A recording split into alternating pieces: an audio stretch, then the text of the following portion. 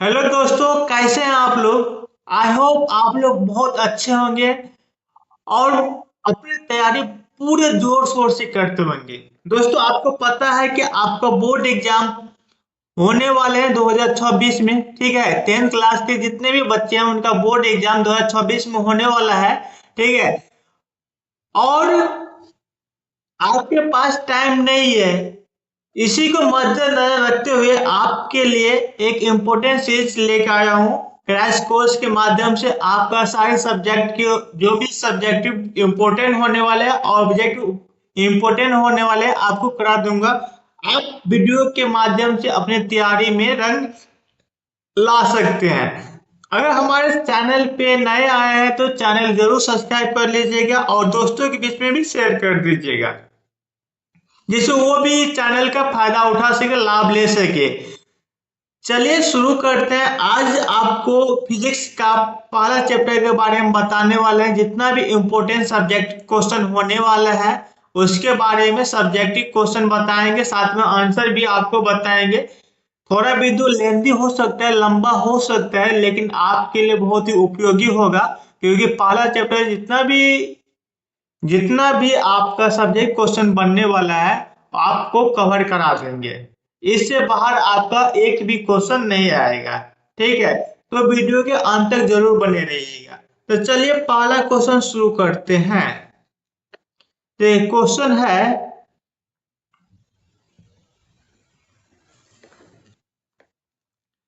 देखिए बात है आपके पास, प्रकाश के अपवर्तन के नियम को लिखो। ठीक है, देखिए सब्जेक्ट के माध्यम से आपका ऑब्जेक्टिव भी क्लियर करा देंगे। आप अभी सब्जेक्टिव पढ़ रहे हैं, उसके बाद आपको ऑब्जेक्टिव लेके आएंगे तो आप देखिएगा सब्जेक्ट पहले देख लीजिएगा, उसके बाद ऑब्जेक्टिव देखने जाइएगा तो आधा से ज्यादा ऐसे कि पूरे क्वेश्चन का आंसर आप खुद देते जाइएगा। ठीक है, तो देखिए यहाँ पे क्वेश्चन कर रहा है प्रकाश के अपवर्तन नियमों को लिखिए। ठीक है, तो प्रकाश के अपवर्तन क्या होता है, सबसे पहले इसके बारे में जान लेते हैं। ठीक है, प्रकाश के अपवर्तन क्या होता है इसके बारे में जान लेते हैं। देखिए प्रकाश जब प्रकाश क्या होता है, एक माध्यम से दूसरे माध्यम में जाने पर उसकी दिशा में जो परिवर्तन की घटना होती है ना, उसी को क्या कहते हैं, प्रकाश का अपवर्तन कहते हैं। जब प्रकाश एक माध्यम से दूसरे माध्यम में जाने जाती है और उसमें जो परिवर्तन आता है उसी घटना को क्या कहते हैं, प्रकाश का अपवर्तन कहते हैं। ठीक है, तो प्रकाश का अपवर्तन कहते हैं, समझ गए आप लोग। और ये एक माध्यम से दूसरे माध्यम जाते हैं, ये याद रखिएगा। प्रकाश के अपवर्तन के नियम कितने हैं, तो दो। आपसे पूछ सकता है कि प्रकाश के अपवर्तन के नियम कितने हैं, दो है। कितने हैं, दो है। ठीक है, कौन कौन से उनके नियम लिखिए। तो देखिए सब्जेक्टिव आपको बता रहे हैं, साथ ही ऑब्जेक्टिव भी आपका क्लियर होगा। देखिए तो पहला नियम कह रहा है कि आपतित किरण, अपवर्तित किरण और आपतन बिंदु पर डाला गया अभिलंब तीनों ही एक तल में होंगे। ठीक है, प्रकाश का जो आपतित किरण है, अपवर्तित किरण है और आपतन बिंदु पर डाला गया जो अभिलंब है, तीनों क्या होगा, एक ही तल में होंगे। एक पहला नियम हो गया। दूसरा कह रहा है प्रकाश के किसी खास रंग के लिए आपतन कोण की जया, यहाँ पे कौन है, आपतन कोण की जया और अपवर्तन कोण की जया में एक निश्चित अनुपात होता है जिसे अपवर्तनांक कहते हैं। और अपवर्तन के दूसरा नियम को ही क्या कहते हैं, स्नेल के नियम भी कहते हैं। क्या कहते हैं, स्नेल के नियम कहते हैं। इसी को लिखते हैं सन आई बटा सन आर बराबर एक नियतांक। ठीक है, तो ये ऑब्जेक्टिव में आपसे पूछ सकता है। सन आई बटा सन आर बराबर क्या होता है, एक नियतांक होता है। इसी को क्या कहते हैं, स्नेल के नियम कहते हैं। प्रकाश के अपवर्तन के दूसरे नियम को क्या कहते हैं, स्नेल के नियम कहते हैं। तो आपको समझ में आ गया होगा। ठीक है, चलिए अब दूसरे क्वेश्चन की ओर बढ़ते हैं। अगर कोई दिक्कत है तो जरूर कमेंट कीजिएगा। चलिए दूसरा क्वेश्चन देखिए बाबू क्या कर रहा है, प्रकाश के परावर्तन अपवर्तन दोनों का मिक्स ये सवाल है। ठीक है, याद रखिएगा। समान नेत्र 25 सेंटीमीटर से निकट रखी वस्तुओं को स्पष्ट क्यों नहीं देख पाते हैं। क्वेश्चन आपसे पूछ रहा है कि समान नेत्र 25 सेंटीमीटर से निकट रखी वस्तुओं को स्पष्ट क्यों नहीं देख पाता है। तो सबसे पहले याद रखिए कि वस्तु को जो नेत्र देखने की क्षमता होगी निकट, वो 25 सेंटीमीटर तक देख सकता है। न्यूनतम दूरी कितनी, 25 सेंटीमीटर। अब मैक्सिमम पूछे तो अनंत है, कितना है, अनंत दूरी तक वो देख सकता है। आंख की न्यूनतम दूरी पूछे तो कितना है, 25 सेंटीमीटर, और देखने की दूर बिंदु कितना है, अनंत है ये, ठीक है। तो आपसे यही पूछ रहा है कि 25 सेंटीमीटर से निकट, अगर 25 सेंटीमीटर न्यूनतम दूरी देखने की क्षमता है आंख की, अगर उससे और नजदीक रख दिया जाता है तो वस्तु सुस्पष्ट मतलब साफ साफ क्यों नहीं दिख रहा है, आपसे क्वेश्चन पूछ रहा है। इसका मतलब क्या है जिसके कि 25 सेंटीमीटर की दूरी पर रखी वस्तु को आंख स्पष्ट देख सकता है, ठीक है। लेकिन 25 सेंटीमीटर से कम रखी वस्तु जो होगी उसकी प्रतिबिंब जो बनेगा, दृष्टिपटल बनता है, वहां पे स्पष्ट नहीं बन पाएगा, ठीक है, वहां पे स्पष्ट रूप से नहीं बन पाएगा। इसी कारणवश से क्या होगा, मानव आंख क्या होगा, वहां पे वस्तु को ठीक से देख नहीं पाता है। इसीलिए क्या होता है कि 25 सेंटीमीटर से निकट रखी वस्तु को आंख साफ रूप से प्रतिबिंब नहीं बना पाने के कारण सही ढंग से नहीं देख पाते हैं, ठीक है। तो ये आपका आंसर हो गया। अगर आपसे पूछे कि आंख का न्यूनतम दूरी कितना है तो 25 सेंटीमीटर और मैक्सिमम कितना है तो अनंत है, ठीक है ना। चलिए समझ में आ गया होगा, आई होप। तो 25 सेंटीमीटर दूरी पर वस्तु साफ देख सकता है, लेकिन उससे निकट जब वस्तु रखी जाती है तो दृष्टिपटल पर जो है ना स्पष्ट रूप से उसका प्रतिबिंब नहीं बन पाता है। इसी कारण वस्तु को स्पष्ट रूप से नहीं देख पाता है। चलिए अगला क्वेश्चन देखिए, ये सभी इंपॉर्टेंट क्वेश्चन होने वाला है। इसी सब में से फिजिक्स का एक क्वेश्चन आपको, एक दो क्वेश्चन एग्जाम में आ सकता है। देखिए अगला क्वेश्चन कह रहा है प्रकाश के परावर्तन के नियमों को लिखिए और इसे किरण आलेख से समझाइए, ठीक है। सेम टू सेम क्वेश्चन आ सकता है आपके एग्जाम में।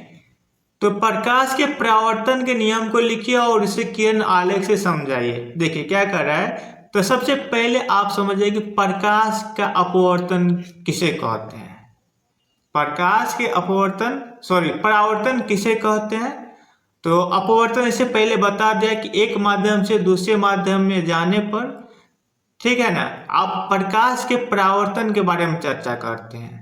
तो प्रकाश के परावर्तन क्या होगा, तो प्रकाश की किरणें जब किसी चिकने सतह पर पड़ती है तो परावर्तित हो जाती है। क्या होती है, परावर्तित हो जाती है। जब प्रकाश किरण किसी चिकनी सतह पर पड़ती है ना, वो परावर्तित हो जाती है और लौट जाती है। उसी लौटने की घटना को क्या कहते हैं, प्रकाश का परावर्तन कहते हैं। क्या कहते हैं, प्रकाश का परावर्तन कहते हैं। अगर आपसे कोई पूछे प्रकाश का परावर्तन किसे कहते हैं, आप क्या जवाब दीजिएगा। जब प्रकाश किरण किसी चिकनी सतह पर पड़ती है और वहां से परावर्तित होकर लौट जाती है, इसी घटना को क्या कहते हैं, प्रकाश का परावर्तन कहते हैं। ठीक, आपको डेफिनेशन परिभाषा याद हो गया होगा। आपसे क्वेश्चन पूछेगा प्रकाश के परावर्तन के नियम कितने हैं, आप इसका भी नियम कितने हैं, 2 है। प्रकाश के परावर्तन नियम कितने हैं, 2 हैं, ठीक है ना। कौन कौन है इसके बारे में चर्चा करते हैं। देखिए सबसे पहले किरण आलेख के द्वारा समझाने के लिए बोला है, तो किरण आलेख देख लीजिए, ठीक है। देखिए ये समतल दर्पण मान लीजिए दर्पण है, M1 M2 दर्पण है, ठीक है। और देखिए यहाँ पे आपतित किरण हुआ है, प्रकाश की किरण आया है, ठीक है। जो आने वाले किरण है उसे क्या बोलते हैं, आपतित किरण। ये समझ जाइए, जो प्रकाश की किरण आने वाली है वो आपतित किरण है, और जो टकरा के लौट जाती है उसी किरण को क्या बोलते हैं, परावर्तित किरण है, ठीक है ना। और बीच का जो लाइन है उसे अभिलंब रेखा बोलते हैं, जिसे डॉट लाइन से दर्शाया गया है, ठीक है। तो आपसे पूछ सकते हैं आपतन कोण, तो ऐसे बोलिएगा आपतित किरण और अभिलंब, इसको लिख देते अभिलंब। क्या है, अभिलंब है, ठीक है ना। अभिलंब रेखा। तो आपतित किरण और अभिलंब रेखा के बीच के कोण को क्या कहते हैं? आपतन कोण कहते हैं। और आपतन कोण को आई के द्वारा लिखते हैं। क्या लिखते हैं? आई के द्वारा लिखते हैं। ठीक है। फिर कितना सरल भाषा है, देखिए, परावर्तित किरण और आप अभिलंब रेखा के बीच के कोण को परावर्तन कोण। अगर परावर्तित किरण और अभिलंब रेखा के बीच के कोण को क्या बोलते हैं? परावर्तन कोण बोलते हैं। और परावर्तन कोण को आर के द्वारा लिखते हैं। ठीक है ना। चलिए, यही किरण आलेख आप दर्शा दीजिएगा। एक आपतित किरण आती है, समतल दर्पण होता है, चिकनी सतह होती है, वहां जगह क्या होती है? लौट जाती है। इसी लौटने की घटना को प्रकाश का परावर्तन कहते हैं। देखिए, आप इसके माध्यम से भी याद कर सकते हैं। ठीक है ना। और इसके नियम कितने हैं? 2 है। चलिए, नियम के बारे में आपको बता देते हैं। किरण आलेख देख लिए बहुत अच्छे से। देखिए, पहला नियम है आपतित किरण, परावर्तित किरण और परावर्तक सतह पर डाला गया अभिलंब जो है, तीनों एक ही तल में है। आप देख ही लिए ना। देखिए, आप तो देख ही लिए, तीनों एक ही तल के मतलब यहाँ यही है कि आपतित किरण जो है और यहाँ से जो परावर्तित किरण हुआ है और अभिलंब तीनों एक ही तल में है, एक ही जगह पे है सेंटर इसका। ठीक है। इसी का मतलब कि आपतित किरण और परावर्तित किरण और आपतन में डाला गया अभिलंब तीनों एक ही तल में। ठीक है। ये पहला नियम हो गया। दूसरा नियम क्या हो जाएगा? आपतन कोण और परावर्तन कोण दोनों बराबर होता है। दूसरा नियम क्या है? आपतन कोण परावर्तन कोण के बराबर होता है। कोण आई इक्वल टू कोण आर। ठीक है। कोण आई बराबर क्या होगा? कोण आर हो जाएगा। आपतन कोण बराबर परावर्तन कोण। ठीक है। ये परावर्तन के 2 नियम है। पहला नियम आप देख लिए और दूसरा नियम ये है, आपतन कोण बराबर परावर्तन कोण। ठीक है। आई होप आप लोग अच्छे से समझ गए होंगे। चलिए, अगला क्वेश्चन जाते हैं।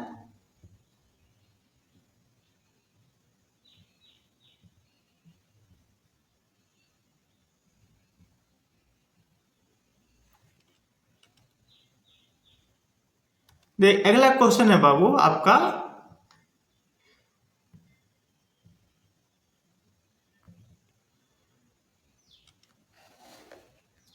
अगला क्वेश्चन आप लोग देखिए, समतल दर्पण में बना प्रतिबिंब का साइज और प्रकृति कैसी है? देखिए, आपको डायरेक्ट जो एग्जाम में आने वाला है, कैसे क्वेश्चन आपसे पूछा जा सकता है, सेम टू सेम वैसे क्वेश्चन आपके पास लेके आए हैं। ठीक है। तो घबराइएगा नहीं, समझने का प्रयास कीजिएगा।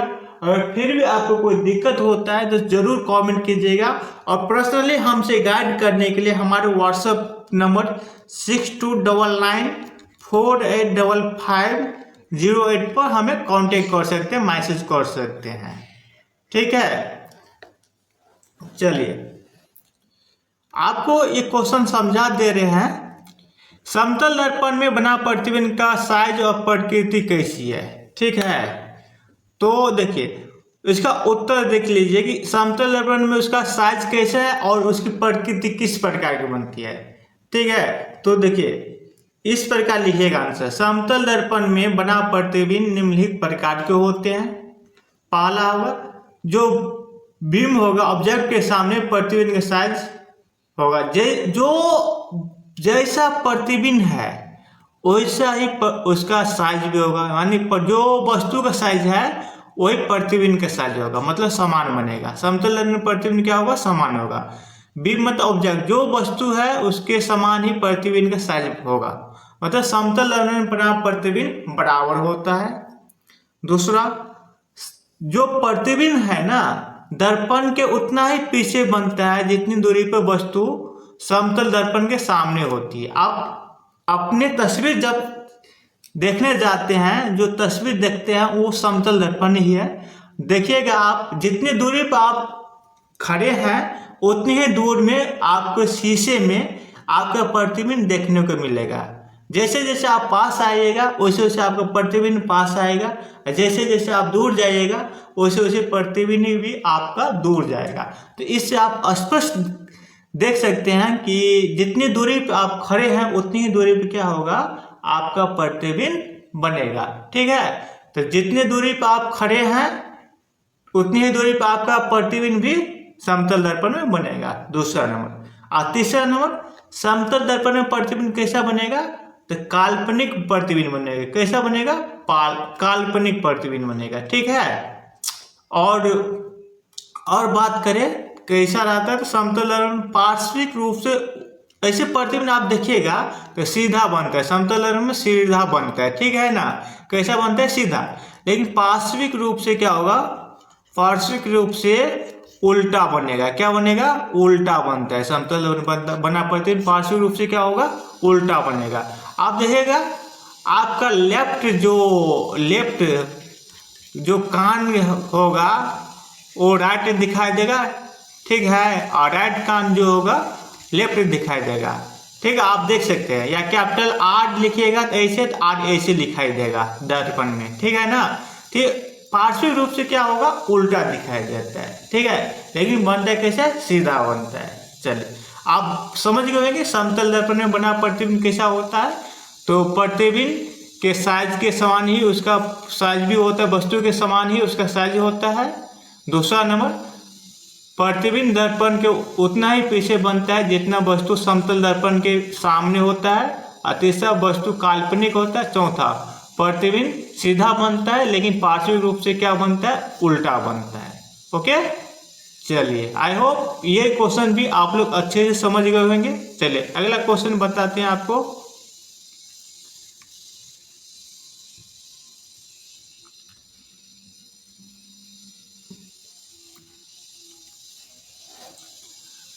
अगला क्वेश्चन देखिए, प्रकाश क्या है? आपसे पूछा है प्रकाश के बारे में। तो आपको पता है कि दृष्टि के भौतिक अनुभूति को प्रकाश कहते हैं। ठीक है, प्रकाश वस्तुओं को दृष्टिमान बनाता है। कोई वस्तु उस पर पड़ने वाले प्रकाश को परावर्तित करती है और वह परावर्तित प्रकाश हमारे आंखों द्वारा ग्रहण होता है, तभी हम वस्तु को देख पाते हैं।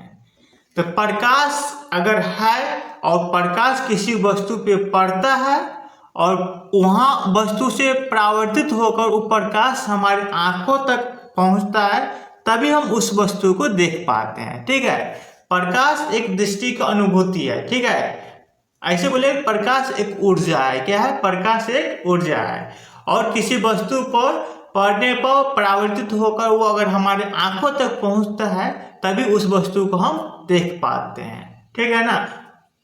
चलिए अगला क्वेश्चन देख लेते हैं।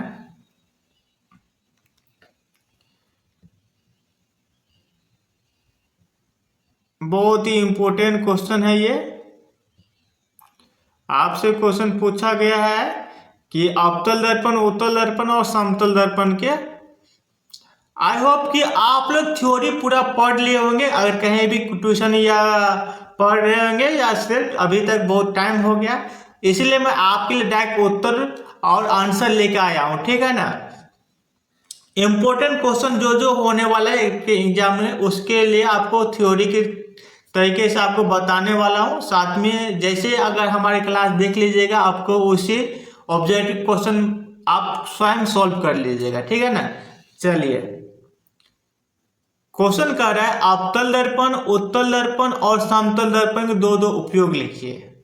तो अवतल दर्पण का उपयोग है बाबू दाढ़ी बनाने के लिए और चेहरा देखने में करता है। जब आदमी दाढ़ी बनाता है उस समय चेहरा देखने के लिए अवतल दर्पण का उपयोग करते हैं। और अवतल दर्पण को हजामती दर्पण के नाम से भी जानते हैं।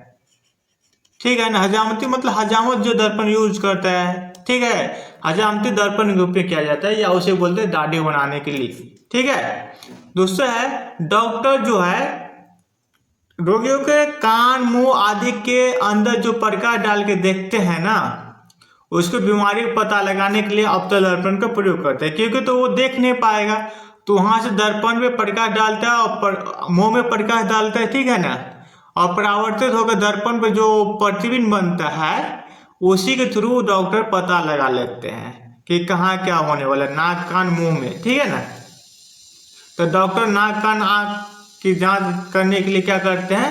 नाक, कान, मुंह की जांच करने के लिए अवतल दर्पण का उपयोग करते हैं। दूसरा है कि मोटर गाड़ी के अर्धदीप में हेडलाइट होता है ना, हेडलाइट में, मोटर गाड़ी के हेडलाइट में क्या होता है? अवतल दर्पण का उपयोग किया जाता है। आप लोग समझ गए होंगे। चलिए अब तो लोग जान गए कि दाढ़ी बनाने में डॉक्टर जो आँख नाक मुंह की जांच करने में और गाड़ियों के हेडलाइट में अवतल दर्पण का उपयोग करते हैं। दूसरा आप लोग देख सकते हैं उत्तल दर्पण का उपयोग साइड मिरर में, ये बहुत क्वेश्चन पूछा जाता है तो उत्तल दर्पण का उपयोग साइड मिरर में किया जाता है। ठीक है ना, कहाँ साइड मिरर। आप देख सकते हैं मोटरसाइकिल में साइड में जो दर्पण लगा रहता है पीछे एक वस्तु देखने के लिए, ठीक है ना, वही साइड मिरर है। ठीक है ना, तो आप लोग देख सकते हैं मोटरसाइकिल साइड मिरर या किसी भी गाड़ी में जो पीछे की वस्तु देखने के लिए लगाया जाता है उसको बोलते हैं साइड मिरर। तो पीछे की वस्तु देखने के लिए उत्तल दर्पण का उपयोग किया जाता है, यानी साइड मिरर में उत्तल दर्पण का उपयोग किया जाता है। रोड लाइट में परावर्तक सतह के रूप में भी किया जाता है, ठीक है, और अपसारिक किरण उत्पन्न करने के लिए उत्तल दर्पण का उपयोग किया जाता है।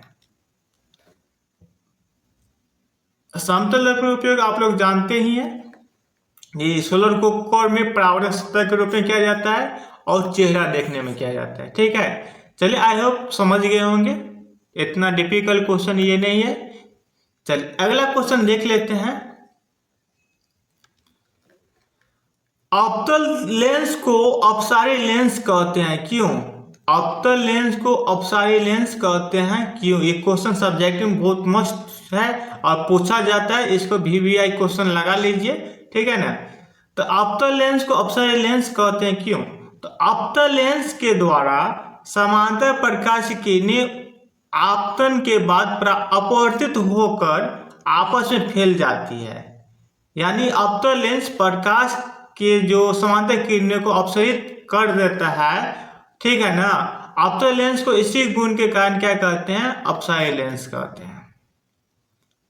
अवतल लेंस क्या होता है? प्रकाश को फैला देता है। जब प्रकाश आता है उस पर पड़ता है तो जो भी प्रकाश अपवर्तित होकर क्या होते हैं? फैल जाती है। क्या होती है? फैल जाती है।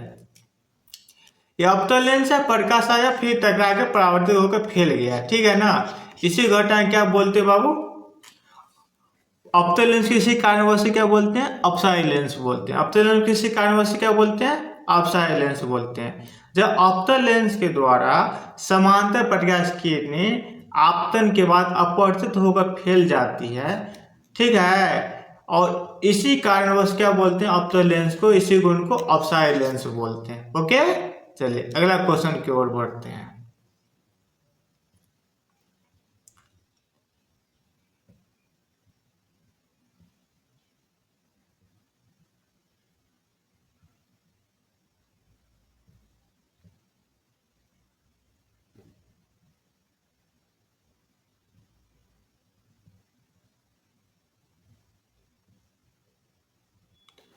अगला क्वेश्चन देखिए बाबू, क्या है आपका? पार्श्विक विस्थापन से आप क्या समझते हैं? कांच के आयताकार झिल्ली में अपवर्तन के दो किरणों को दिखाइए। ठीक है, तो सबसे पहले समझ आइए कि पार्श्विक विस्थापन क्या होता है। देखिए, किसी स्लैब से होकर गुजरने वाली किरण के लिए आपतित किरण और निर्गत किरण के एक दूसरे के समांतर होती है। इन दोनों किरणों के बीच की लंबिक दूरी को क्या बोलते हैं? पार्श्विक विस्थापन बोलते हैं। ठीक है, आप चित्र के माध्यम से बहुत अच्छे तरीके से समझिएगा। देखिए, ये आपतित किरण है, ठीक है, आपतित किरण और निर्गत किरण, जो ये किरण है वो निर्गत किरण है। ठीक है, इनके समांतर जो एक दूसरे के समांतर होती है, यह दोनों किरण के बीच की लंबिक जो लंबिक दूरी होती है, ये देखिए, ये आपतित किरण है, ये पार्श्विक रूप से परावर्तित हुआ है, देखिए, और ये निर्गत किरण है। इसके बीच की दूरी को क्या बोलते हैं? आपतित किरण और निर्गत किरण के बीच की दूरी को ही क्या बोलते हैं? पार्श्विक विस्थापन बोलते हैं। ठीक है ना, क्या बोलते हैं? पार्श्विक विस्थापन बोलते हैं। अब इस चित्र के माध्यम से ये भी देख सकते हैं कि प्रकाश का अपवर्तन को भी समझ सकते हैं अच्छे से। ठीक है, अपवर्तन को समझ सकते हैं। जब प्रकाश किरण एक माध्यम से दूसरे माध्यम में प्रवेश करते हैं, देखिए, तो एक माध्यम, देखिए, माध्यम यहाँ पर दो प्रकार का होता है। एक सघन माध्यम होता है, क्या होता है? सघन माध्यम, और एक होता है विरल विरल माध्यम, ठीक है। तो सघन माध्यम से जब ऐसे क्वेश्चन देखिए, ये हवा हो गया, हवा, और यहाँ पे पानी हो गया। तो पानी की अपेक्षा हवा क्या है, विरल है, ठीक है। और हवा की अपेक्षा पानी क्या है, सघन है, ठीक है ना। तो हवा विरल हो गया और पानी सघन हो गया। ऐसे मान लीजिए यहाँ पे हवा है, तो हवा है और ये इसमें पानी भरा हुआ है, ठीक है। जब देखिए हवा विरल है, जब विरल माध्यम से सघन माध्यम में प्रकाश की किरण आती है तो अभिलंब की ओर मुड़ जाती है। देखिए मुड़ा हुआ है ना। जब विरल माध्यम से सघन माध्यम में प्रकाश की किरण प्रवेश करती है तो क्या होता है, अभिलंब की ओर मुड़ जाती है, ठीक है। और जब सघन माध्यम से विरल माध्यम में प्रवेश करती है तो अभिलंब से दूर हट जाती है। यह भी क्वेश्चन आपसे पूछता है। जब प्रकाश किरण विरल माध्यम से सघन माध्यम में प्रवेश करती है तो उसका किरण क्या होती है, अभिलंब की ओर मुड़ जाती है। लेकिन सघन माध्यम से प्रकाश किरण विरल माध्यम जाती है तो अभिलंब से दूर हट जाती है। ये भी क्वेश्चन यहाँ से सीख सकते हैं आप। चलिए यही फिगर होता है इसका। और पार्श्विक विस्थापन जाने के आपतित किरण और ऐसे एक लाइन में लिखिएगा, आपतित किरण और निर्गत किरण के बीच की दूरी को पार्श्विक विस्थापन कहते हैं। क्या बोलते हैं, आपतित किरण निर्गत किरण के बीच की दूरी को पार्श्विक विस्थापन कहते हैं। चलिए अगला क्वेश्चन देखते हैं।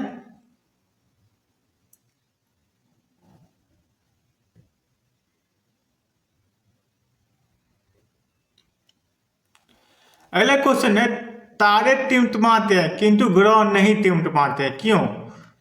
तारे टिमटिमाते हैं और ग्रह नहीं टिमटिमाते हैं, क्यों, आपसे क्वेश्चन पूछ रहा है। देखिए ग्रह तारों की अपेक्षा हमारे बहुत समीप होता है। ग्रह क्या होता है, आपको पता है ग्रह 8 है, क्या है, 8 है, ठीक है ना।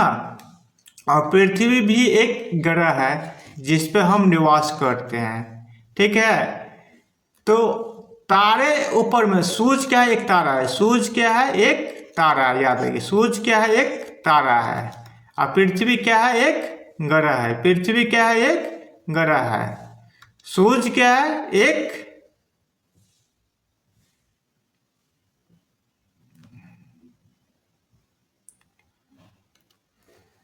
पृथ्वी एक ग्रह है, आपको पता है पृथ्वी क्या है, ग्रह है। और सूरज क्या है, तारा है। सूरज क्या है, तारा है, ठीक है ना। तो देखिए ग्रह तारों की अपेक्षा हमारे बहुत समीप होता है, नजदीक होते हैं, ठीक है ना। ग्रह क्या होता है, हमारे बहुत नजदीक होते हैं। अतः इनसे इतना पर्याप्त प्रकाश मिलता है कि वायुमंडलीय अपवर्तों के घनत्व के अस्थायित्व के प्रभाव के चलते प्राप्त किरणों की संख्या अपेक्षाकृत कम की कमी आती है और वे लगभग अस्थायी रूप से चमकते दिखते हैं। और तारों से चलने वाले प्रकाश की किरण वायुमंडल के विभिन्न घनत्व वाले परतों से गुजरने पर किरणों के पथ में विचलन हो जाता है और तारे का प्रकाश विभिन्न क्षणों में अपवर्तित होते हैं, जिस कारण हमें टिमटिमाते हुए नजर पड़ते हैं, ठीक है। आप देख सकते हैं सूरज बहुत दूर होता है, जैसे जैसे सभी परिभाषा हुआ वैसे आप लिख सकते हैं। अगर समझिए कैसे है, समझ के आप लिखिएगा। सूरज एक ग्रह है और जैसे पृथ्वी मंगल बुध सब अति ग्रह है और सूरज एक तारा है। तो ये जो है दूर पे होता है, तारा क्या है, बहुत दूर होता है। ग्रह क्या होता है, हमारे पास है। तो ग्रह हमारे पास है तो इससे जो प्रकाश आने वाले होते हैं तो यह जल्दी पहुंच जाता है, ठीक है, हमारे आंखों तक जल्दी पहुंच जाता है, जिसके कारण ये टिमटिमाते हुए प्रतीत नहीं होता है।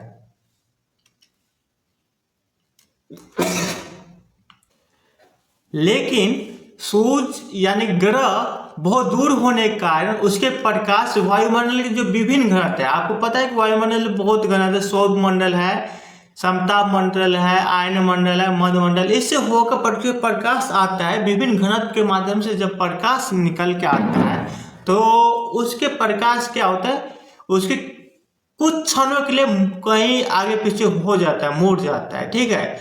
उसी घटना को क्या बोलते हैं, टिमटिमाते हुए दिखता है। वही उसी कारणवश क्या होता है, प्रकाश हमें दिखाई जो देता है उससे आने वाला प्रकाश जो होता है टिमटिमाता प्रतीत होता है, जिस कारण हमें तारा क्या होता है, टिमटिमाता हुआ नजर आता है। ठीक है, चलिए आप समझ गए होंगे। अगला क्वेश्चन चलते हैं।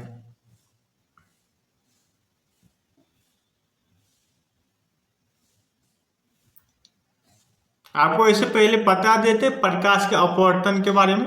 ठीक है, ये बताने की कोई जरूरत नहीं है।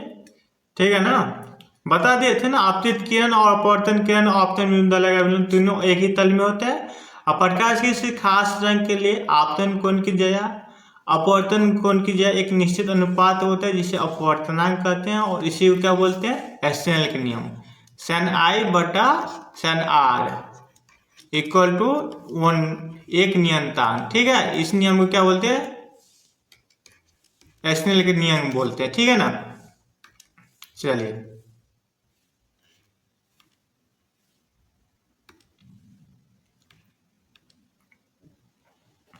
अगला क्वेश्चन देख लेते हैं।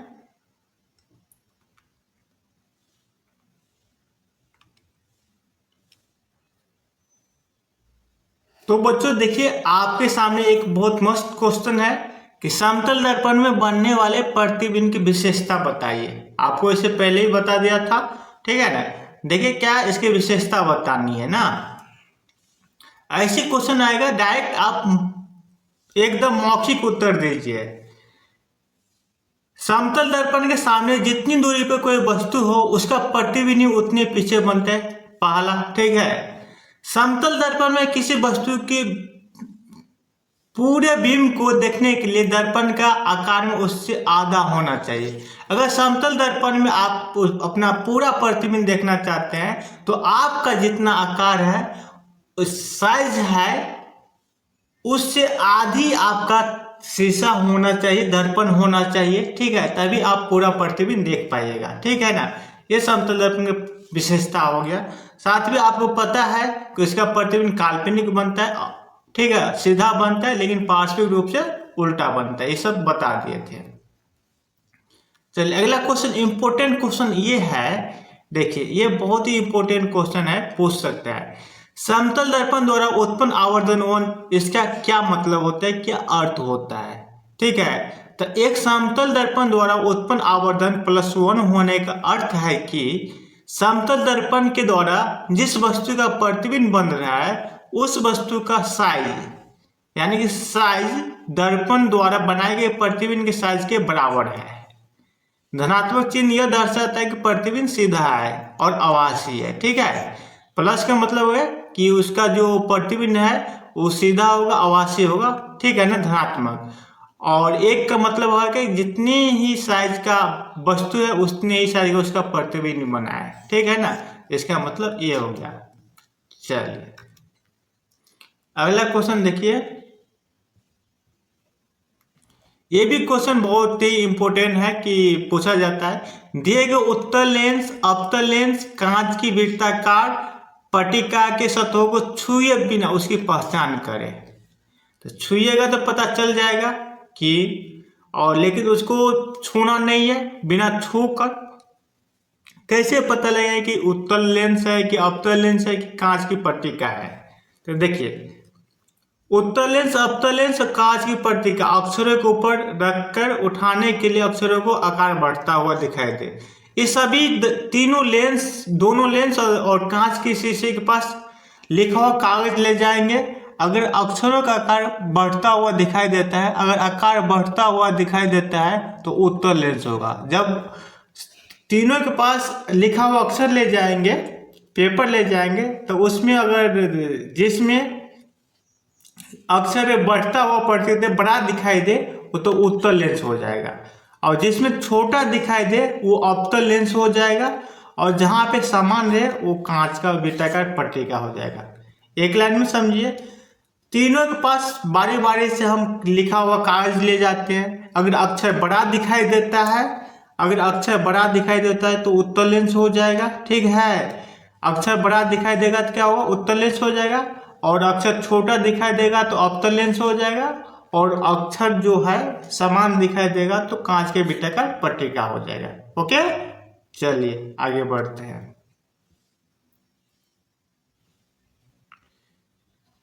इस क्वेश्चन का आप भी लगा लीजिए, वेरी वेरी इंपॉर्टेंट क्वेश्चन है आपके लिए। हमें वाहनों में उत्तल दर्पण को पश्च दृश्य यानी कि साइड मिरर, ठीक है, साइड मिरर के रूप में वरीयता क्यों देते हैं, क्यों लगाते हैं?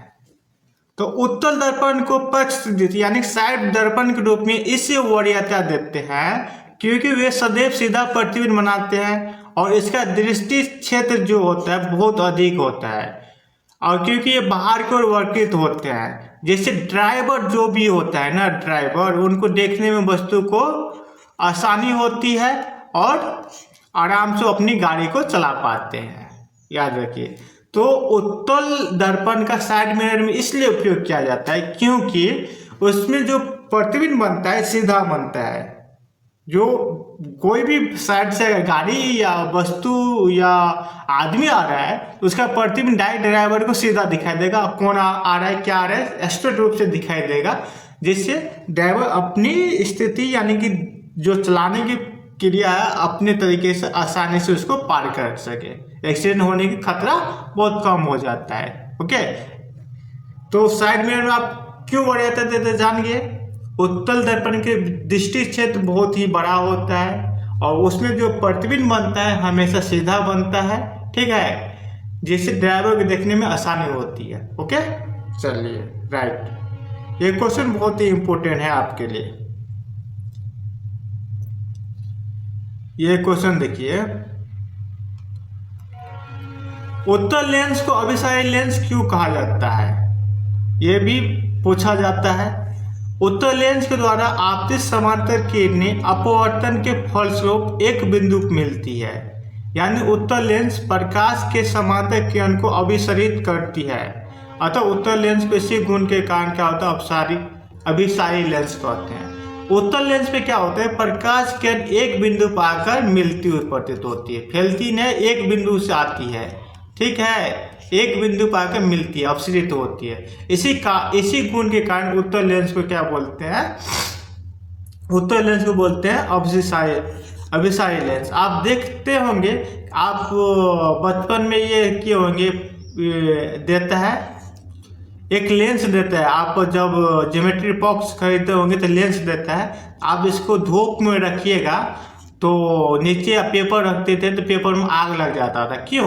क्योंकि प्रकाश के जो किरण आते थे एक ही बिंदु पर आकर हीट करता था, एक ही बिंदु पर आकर हीट करता था, जिससे क्या होता है नीचे में उसको हीट ऑब्जर्व करके उसमें आग लग जाती थी, ठीक है।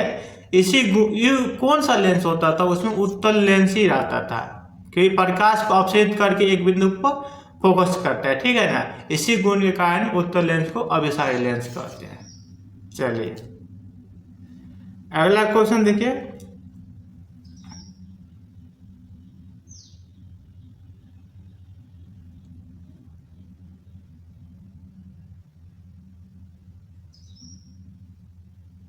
आपसे क्वेश्चन पूछा है,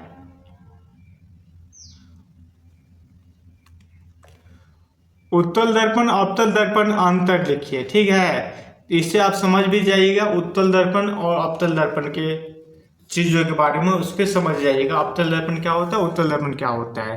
क्वेश्चन के माध्यम से हम आपके सारे थ्योरी कंप्लीट करने वाले हैं।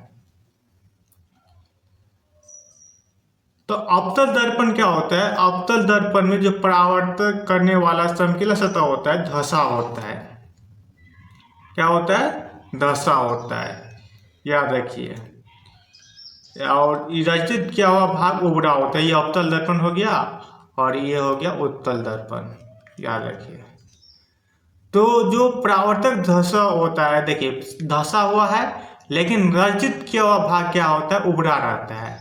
और उत्तल लेंस में रचित किया हुआ भाग जो है धसा होता है और परावर्तक सतह क्या होता है, उभरा हुआ रहता है। देखिए उभरा है ना उत्तल दर्पण में। चलिए ऐसे फिगर के माध्यम से आप समझ सकते हैं कि ये हो गया, अंदर वाला भाग अगर रचित किया हुआ है, पॉलिश किया हुआ है तो उत्तल दर्पण हो गया, अगर बाहर वाला भाग पॉलिश किया हुआ है, रचित किया हुआ है तो अवतल दर्पण हो गया, ठीक है। तो परावर्तक सतह इसका धसा है, इसका परावर्तक सतह उभरा हुआ है, ठीक है, एक नंबर। दूसरा वो अवतल दर्पण में जो है प्रतिबिंब वास्तविक आभासी दोनों प्रकार का बनता है। अवतल दर्पण में क्या होता है, वास्तविक आभासी दोनों प्रकार का प्रतिबिंब बनता है।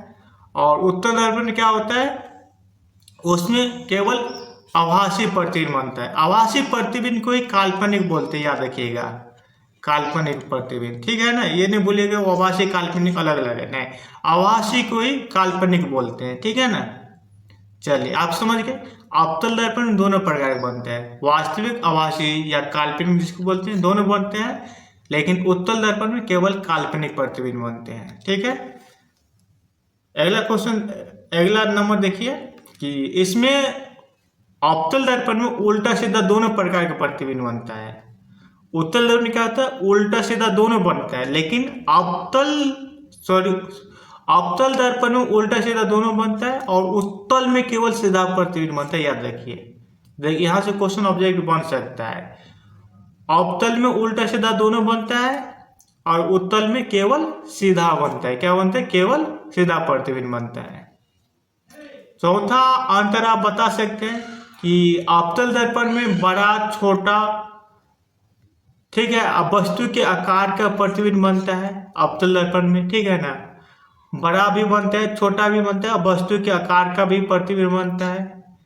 लेकिन उत्तल दर्पण में प्रतिबिंब हमेशा छोटा बनेगा। क्या होगा, हमेशा छोटा। इसीलिए उत्तल दर्पण में कहा जाता है सीधा और छोटा प्रतिबिंब बनता है, ठीक है ना। सीधा और छोटा, हमेशा सीधा और छोटा प्रतिबिंब बनेगा, याद रखिए। आपको एक थ्योरी भी इसके माध्यम से कंप्लीट हो सकता है, ठीक है ना, याद रखिए। आप समझ गए होंगे आई होप। चलिए फिर से एक बार दिखा देते हैं आपको कि अवतल दर्पण जो होता है परावर्तित धसा जो होता है, धसा होता है, और उत्तल दर्पण का उभरा हुआ रहता है। और इसमें वास्तविक आभासी दोनों बनता है, उत्तल में केवल आभासी बनता है। अवतल में उल्टा सीधा दोनों बनता है, उत्तल में केवल सीधा बनता है। अवतल में छोटा बड़ा और वस्तु के आकार का तीनों प्रकार का प्रतिबिंब बनता है। लेकिन उत्तल दर्पण में क्या होता है, केवल छोटा प्रतिबिंब बनता है। ओके, आप चलिए लेंस के बारे में समझते हैं। आप तो जान लिए, आप उत्तल लेंस अवतल लेंस के बारे में अंतर समझते हैं। ये लिखिए, अवतल दर्पण बराबर उत्तल लेंस। क्या होता है, अवतल दर्पण बराबर उत्तल लेंस, उल्टा होता है, याद रखिए। अवतल दर्पण का जो भी गुण होगा वो उत्तल लेंस का हो गया, ठीक है। और उत्तल दर्पण का जो भी गुण है अवतल लेंस का हो गया,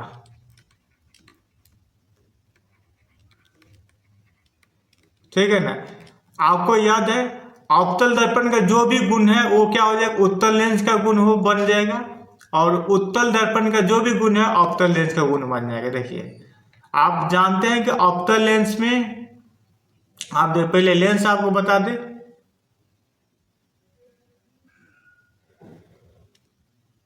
ये वाला लेंस जो है उत्तल लेंस है, और ऐसा वाला आप देखे होंगे ये अवतल लेंस है, ठीक है। ये वाला लेंस क्या है, उत्तल लेंस, और ये वाला जो फिगर देख रहे हैं अवतल लेंस है। तो देखो अब फिगर देख के आप बता सकते हैं कि बीच में क्या है, किनारों की अपेक्षा मोटा होता है। बीच में मोटा है, किनारों में पतला है। देख सकते, बीच में मोटा है, किनारों में पतला है। उत्तल लेंस में बीच में मोटा होता है किनारों की अपेक्षा। अवतल लेंस में क्या होता है, बीच का भाग किनारों की अपेक्षा पतला होता है, ठीक है ना। बीच में पतला, किनारों पर मोटा। आप फिगर देख के बता सकते हैं। आप देखिए उत्तल लेंस में बड़े अक्षर दिखाई देते हैं, ठीक है। अवतल लेंस में छोटे आकार के अक्षर दिखाई देते हैं।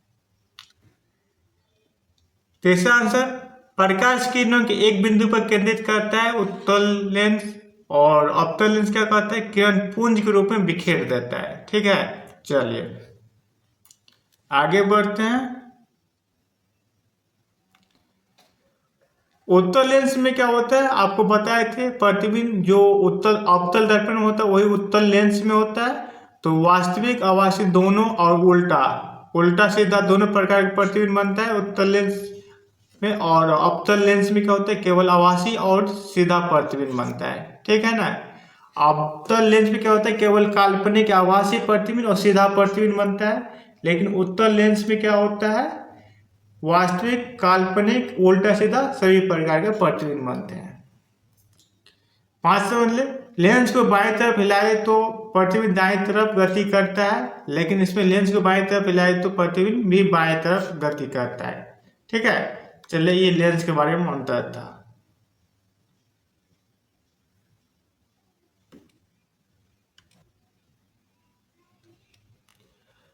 अगला क्वेश्चन है बाबू, देखिए, वास्तविक तथा आभासी प्रतिबिंब में अंतर क्या है। आपका क्वेश्चन के माध्यम से पूरा थ्योरी कंप्लीट करा दे रहे हैं, और सभी टॉपिक का, सभी चैप्टर का ऐसे ही आपका पूरा थ्योरी क्वेश्चन के माध्यम से कंप्लीट करा देंगे। आप हमारे चैनल के साथ बने रहिए। पर्सनली हमसे गाइड करने के लिए हमारा व्हाट्सएप नंबर जो है उस पर जरूर जुड़ जाइएगा, मैसेज करिएगा, हम ग्रुप में डाल देंगे, ठीक है। चलिए, और पीडीएफ चाहिए तो भी हमें कमेंट करिएगा, हमें व्हाट्सएप पे मैसेज कीजिएगा, पीडीएफ भी आपको दे देंगे।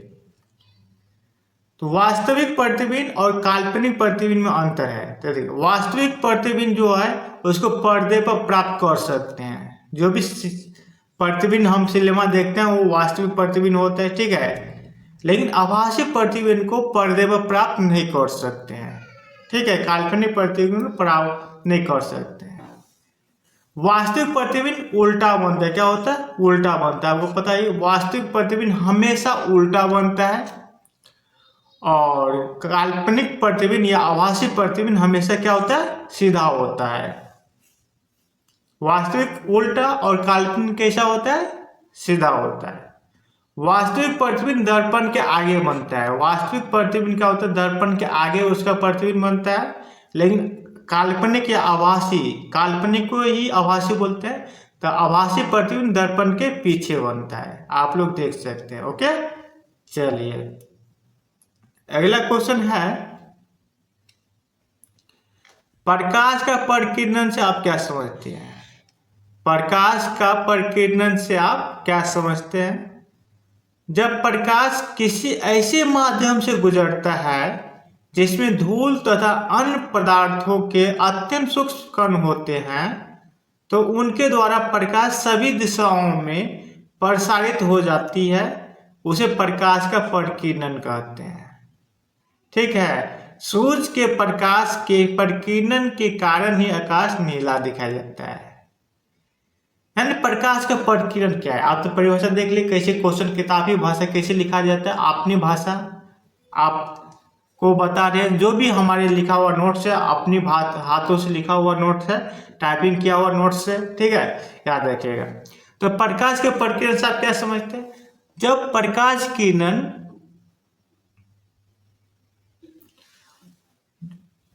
ठीक है, प्रकाश किरण क्या होता है, गुजरता है तो उसे रास्ते में धूल कण मिलता है, बहुत सारे सूक्ष्म कण मिलते हैं, ठीक है ना। आप लोग वायुमंडल देख ही रहे हैं, धूल कण है, सूक्ष्म कण है, सभी से उसका प्रकाश किरणों का क्या होता है, टकराव होता है, और उस टकराव में उसके जो प्रकाश टकराता है तो सभी दिशाओं में प्रसारित हो जाते हैं। उसी घटना को क्या बोलते हैं, प्रकाश का परिकिरण बोलते हैं। और प्रकाश के परिकिरण के कारण ही आकाश का रंग क्या दिखाई देता है, नीला दिखाई देता है, राइट, ओके। चलिए, अगला क्वेश्चन देखिए,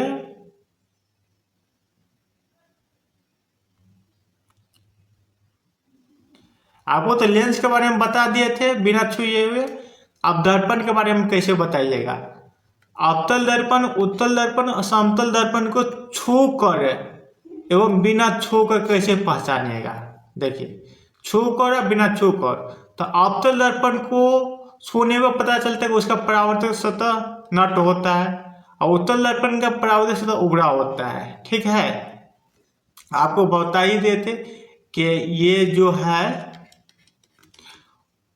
अवतल दर्पण है और ये जो है उत्तल दर्पण है, तो उसका परावर्तक सतह देखिए धंसा हुआ है, यहाँ के नट का मतलब धंसा हुआ है, धंसा। अवतल दर्पण का अगर छुइएगा तो उसका जब जो धंसा हुआ है तो समझ जाइए कि अवतल दर्पण है। और जिसका परावर्तक सतह उभरा हुआ है उत्तल दर्पण है। आप लोग देख सकते हैं उभरा हुआ है, ठीक है ना। ऐसे नहीं पता है तो आपके घर में मोटरसाइकिल होगा तो मोटरसाइकिल के जो साइड मिरर है उसको छू के देखिए थोड़ा उथरा हुआ प्रतीत होगा, ठीक है, उभरा हुआ प्रतीत होगा, वही साइड मिरर उत्तल दर्पण है, ठीक है ना। और समतल दर्पण में क्या होगा, परावर्तक सतह समान होगा, प्लेन होगा वो समतल हो जाएगा। जो धंसा होगा अवतल, जो उभरा हुआ होगा उत्तल, और जो प्लेन होगा समतल होगा वो समतल हो जाएगा। ये तीनों दर्पण हो गया। इस छू को तो बता दिए, लेकिन बिना छुए कैसे बताइएगा। तो बिना छुए सभी वस्तु को बार बार से क्या होगा, दर्पण के पास ले जाएंगे, ठीक है। वस्तु का प्रतिबिंब आभास से सीधा बड़ा दिखाई देता है तो अवतल दर्पण, आपको बता दिए थे। अवतल दर्पण गुण क्या है, बार बार से किसी वस्तु को ले जाते हैं तो जिस दर्पण में आपको बड़ा प्रतिबिंब दिखाई दे वो अवतल हो जाएगा, जिसमें छोटा दिखाई दे उत्तल हो जाएगा, जिसमें बराबर हो वो समतल हो जाएगा। ये अपनी, ठीक है, ओके चलिए राइट। आगे क्वेश्चन,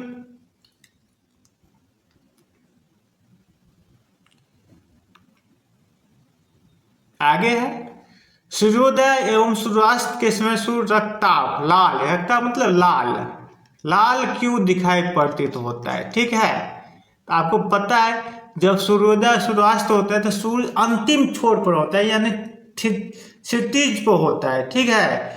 तो नीले तथा कम तरंगदैर्घ्य वाला जो प्रकाश होता है प्रकीर्णन हो जाता है, इसलिए हमारे नेत्रों तक पहुंचने वाला जो प्रकाश होता है अधिक तरंगदैर्घ्य वाला प्रकाश होता है लाल रंग। इसी कारण सूर्योदय और सूर्यास्त के समय सूर्य रक्ताभ यानी लाल दिखाई देता है। आपको पता है बैंगनी रंग का तरंगदैर्घ्य सबसे कम होता है। तरंगदैर्घ्य क्या होता है, तरंगदैर्घ्य सबसे कम होता है, और लाल रंग सबसे अधिक होता है तरंगदैर्घ्य, ठीक है। जिसका तरंगदैर्घ्य जितना कम होगा उसका प्रकीर्णन सबसे ज्यादा होगा, इसलिए बैंगनी रंग सबसे ज्यादा विचलित भी होती है, और लाल रंग का तरंगदैर्घ्य अधिक होने के कारण ये विचलित ज्यादा नहीं होती है, और सभी प्रकाश रास्ते में समाप्त हो जाते हैं, प्रकीर्णित हो जाते हैं, लेकिन लाल रंग कुछ न कुछ मात्रा में बच जाता है और लाल रंग हमारे आंखों तक पहुंचता है, और जिस कारण सूर्य रक्ताभ दिखाई देता है, ओके। इसी गुण के कारण लाल रंग का उपयोग खतरे के निशान में भी किया जाता है, याद रखिएगा। ये आपका सभी थ्योरी था, आप लोग देख लिए। आपका ऑब्जेक्टिव क्वेश्चन भी बता देंगे, आप लोग इसके जितने भी आप सवाल देखे हैं, ठीक है, वो सब्जेक्ट आप देख लिए, आप इसके ऑब्जेक्टिव भी आपको बता देंगे। लेकिन अभी आप देख सकते हैं वीडियो लंबा हो गया, इसके दूसरे पार्ट में आपको ऑब्जेक्टिव लेके आएंगे। आप सब्जेक्ट को जितना पार्ट दीजिएगा उतना ही आपके लिए जल्दी ऑब्जेक्टिव वीडियो भी अपलोड हो जाएगा। आप अगर यहाँ तक आ गए हैं तो जरूर चैनल सब्सक्राइब कर लीजिएगा, दोस्तों को भी सब्सक्राइब करा दीजिएगा, ठीक है, जिससे उस चैनल को फायदा उठा सके। चलिए, थैंक यू।